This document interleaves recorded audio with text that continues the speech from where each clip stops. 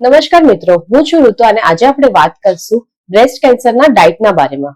ગુજરાતી ખાવાનામાં જરીક જ ફેરફાર કરીને કેવી રીતના રસોઈ બદલીને તમે તમારા શરીરનું ધ્યાન રાખી શકો છો અને શરીરને મજબૂત રાખી શકો છો. આયુર્વેદમાં કેન્સરનું મેઇન કારણ છે ટોક્સિન્સ અને શરીરની નબળાઈ. સાદું, સરળ અને સાત્વિક ખાવાથી બોડીમાંથી ટોક્સિન્સ દૂર થાય છે અને શરીરને મજબૂત કરે છે. તાજું અને સારું ભોજન ખાવાથી શરીર સારું રહે છે અને ફ્રીજના ખાવાનું અને બચેલું ખાવાથી દૂર રહે. તમારા ખોરાકમાં ઘી અને હળદર વાપરો.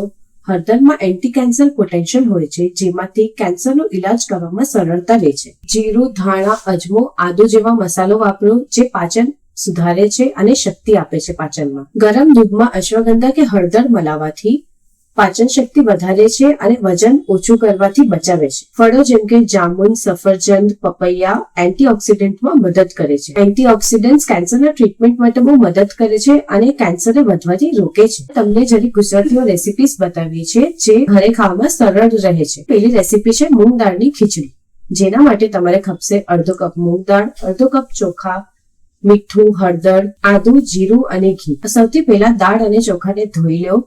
જરાક ઘીમાં આદુ અને હળદર નાખીને સોટે કરી લો. એના પછી દાળ અને ભાત ઉમેરી લો. જરીક ઉકળવા દો અને એને સોફ્ટ થવા દો. બીજી રેસીપી છે કેરેટ અને બીટરૂટનું સૂપ. આ સૂપ રક્તને શુદ્ધ કરે છે. એક બીટરૂટ, એક ગાજર, અડધો ઇંચ આદુ, મરી પાવડર અને મીઠું, આ બધાને ઉકાળી લો પાણીમાં અને આને ગ્રાઇન્ડ કરી લો અને તમારું સૂપ રેડી છે. પછી હળદર અને અશ્વગંધાનું દૂધ. રાત્રે આ દૂધ પીવાથી શરીરને આરામ મળે છે. દૂધ 1 કપ, અશ્વગંધા અડધો ચમચી, હળદર અડધી ચમચી અને ઘી અડધી ચમચી, આ બધાને ઉકાળીને ગરમ પીવું. આપણાને ખબર છે કે કેન્સરના પેશન્ટ્સને 2 વસ્તુઓની તકલીફ વધારે થાય છે.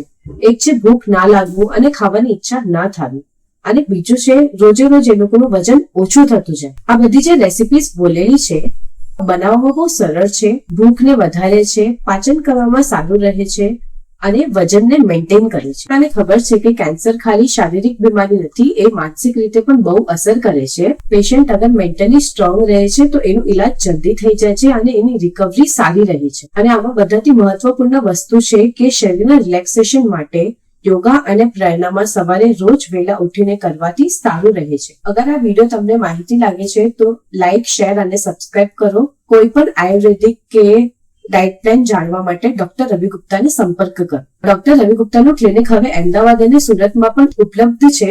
તમારા કે તમારા ઓળખીતા કોઈ પણ જેને કેન્સરનું આયુર્વેદિક ઇલાજ ખપતો હોય તો એને સક્સેસફુલ રિઝલ્ટ મળી શકે છે.